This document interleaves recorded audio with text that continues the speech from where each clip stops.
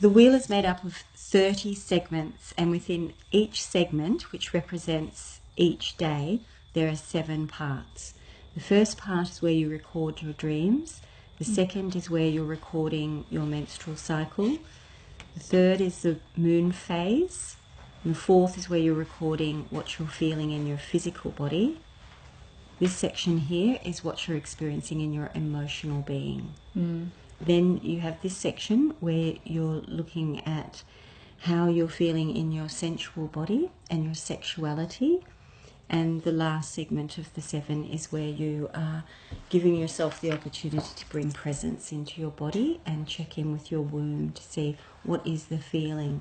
And that can be represented in a word or a colour. The outermost section is where you're going to record your dream. And so what we suggest is that you go to bed with a journal, and upon waking, give yourself a little bit of time for your dream body to meet your body, and then give your dream a title.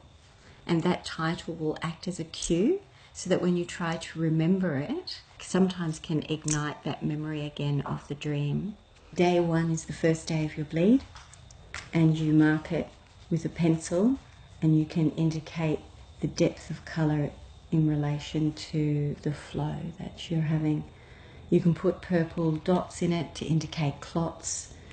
You can show smaller, lighter pink areas to indicate spotting. You can mark when you're ovulating. And if you're using the calendar for fertility, you can make your own code to indicate the changes in mucus during your cycle.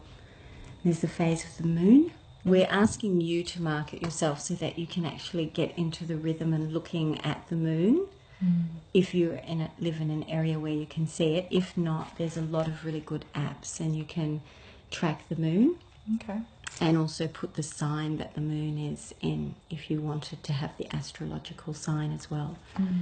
The next section is the physical body. In here, there's 2 aspects. One is the physical, where you might say, I've got a sore back, I've got a aching left knee, you've got any physical ailment in the body. And the other level that you look at is like the energetic physical body, and that's where you would say vital, sluggish, tired.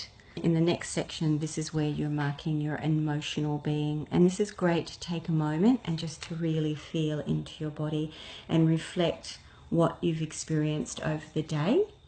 And so you get a sense of what that is, of how contracted you felt, which is usually when you're kind of like in your pain, yes, or how expanded is to what degree of bliss you've experienced in that day.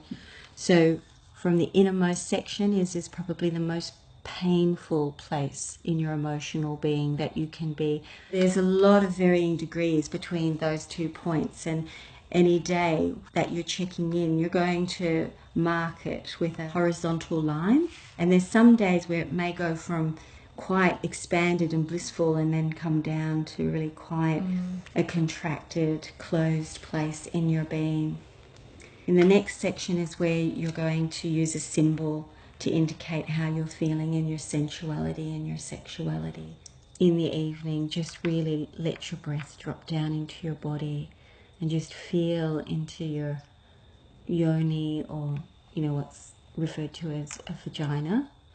And just bring your breath and bring your consciousness there. Just bringing that to that point of your body, and just feel in, and you can really feel whether she's actually in that place of like no, or you can really feel into your sensuality, which is, I am really in my sensual being, but I'm not feeling that outward need to be met. And then there's other times when you just feel really sexual, and so that's where you're going to find your own code. And I often use a little flower, to indicate that I'm feeling very sensual, but I'm in my sensuality, but I don't have to feel any movement forwards or towards another in that place. Sometimes I just put crosses, and that's just when I'm just like hungry, with sexual desire.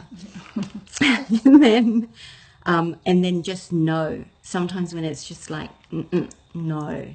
And the innermost section is your womb.